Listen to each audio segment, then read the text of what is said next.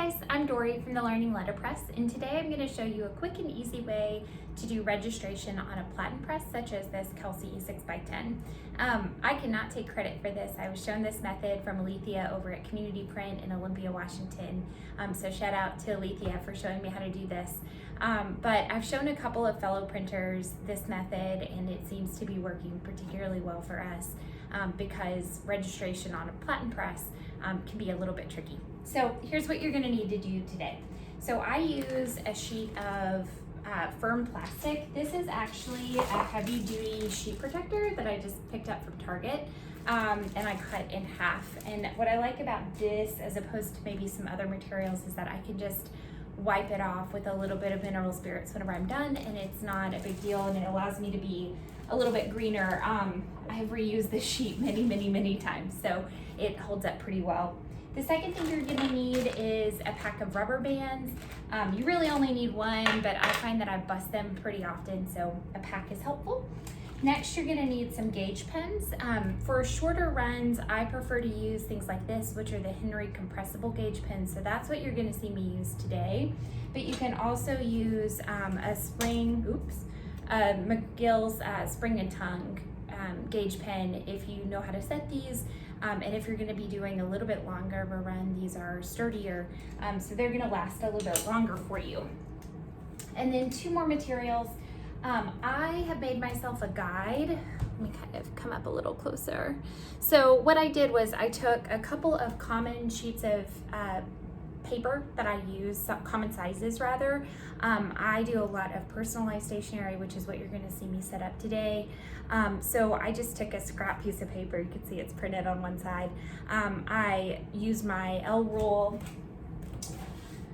which looks like this, and just made some nice sharp grid lines so that I could see it through the plastic.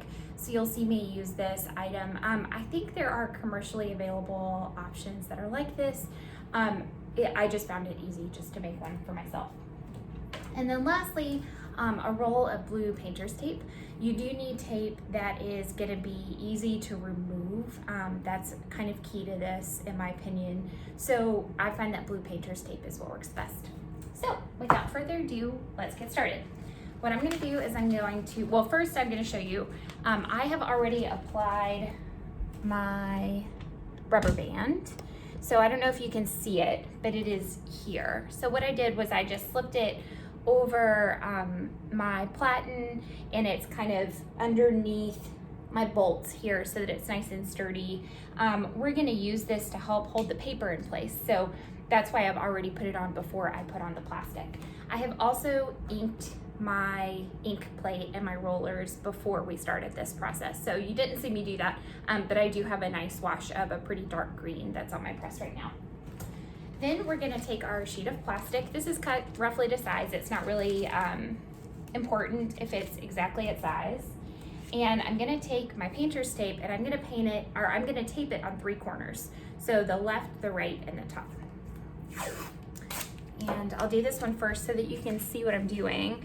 What I do is I put the tape on the top and wrap it pretty well around the back of the Platen because you want it to be nice and firm and not move a whole lot. Take a second piece, and I pull this pretty taut because you do want it to be nice and stable. And again, wrap the painter's tape all the way around the back end.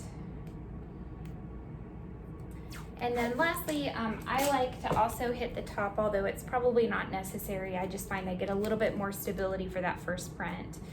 So go ahead and do the same thing on the top. Next, I have my form that's already locked up, so let me grab that.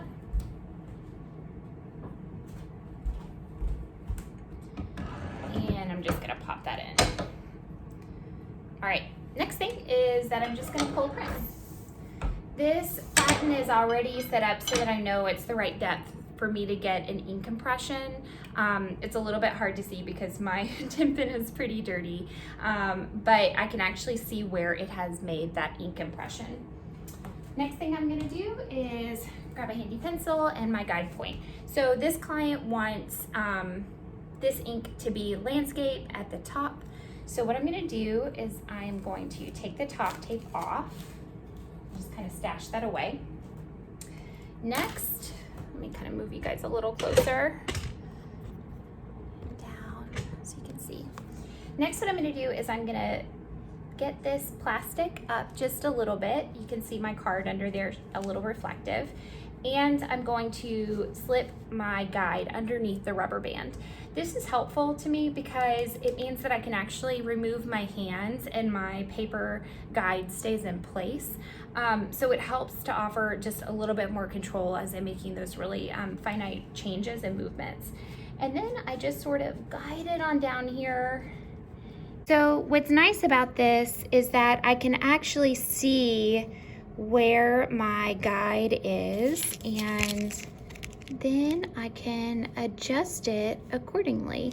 So it does take, you know, a little bit of some like leaning over on top of your platen, but it's actually a really very accurate way to get this lined up. So I don't think I can do this with one hand, so I'm gonna go ahead and set this back down for a minute. Okay, so I just showed you kind of an up close and personal view from the top of what I'm doing here. So again, I'm just gonna kind of slip my hand underneath the plastic, get this lined up to a center point that I'm happy with, and I'm gonna make sure that all of the letters are even with one of those lines because I know that that grid is nice and true. So let's see. Okay, that looks about even to me. So then very carefully what I'm gonna do is I'm going to remove the blue painter's tape on one side while kind of holding this card in place. Do it again on the other side. Again, while making sure that this card stays nice and true to the best of my ability. Looks like I had a little bit of movement, which is fine because it moved all at the same time. And then I'm gonna remove this piece of plastic and use my pencil to trace my guide. So you can see on my Tempen, I've done this many times. So sometimes it gets hard to know which of your guidelines is the correct one. So you do want to kind of figure out a way to flag for yourself. So normally for me, that looks like just kind of doing a couple of extra like dips or a star or something so that I know where I am at. Okay, and then I can just move this on out of the way, and I have those guides for my gauge pens. So then I'm gonna grab my gauge pens. If you've never used these Henry compressible gauge pens, they are sold by Boxcar Press. They have a number of really great press supplies. I do occasionally use a Boxcar base and polymer, so I have found these to be a tremendous resource and very helpful, especially again for kind of shorter runs, personal stationery. So what you're gonna do, this is what they look like. They have just a clear plastic tab on the top, and then this is kind of a squishy foam. You're just gonna peel off this sticky back. Remember where your line is. So this is my bottom line, this is my side line. And then I'm just gonna line edge to edge right up and apply a little bit of pressure. And I usually do 2 on the bottom and 1 on the side. It just seems to kind of be effective for me. Sometimes you do have to wiggle these just a little bit to get them to line up, or afterwards if you've accidentally moved your plastic sheeting while you've been making adjustments, sometimes you do have to make a little minor adjustment, but I find that it's much easier to do with these Henry gauge pens than with more traditional gauge pens that require you to cut into your Tempen. Okay, so we have that all set up. So let me get just a piece of cardstock and run a quick test. And I'm not gonna worry too much about the condition of my Tempen or really even if I'm inked too well, because I'm just gonna test where this is positioned.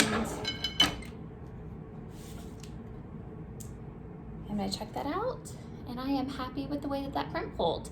I have found that after some practice, this is a pretty easy method. I can probably now hit center, oh gosh, I don't know, I would say about 90% of the time, which is much better than I was doing whenever I was trying to do this by hand or by measurement.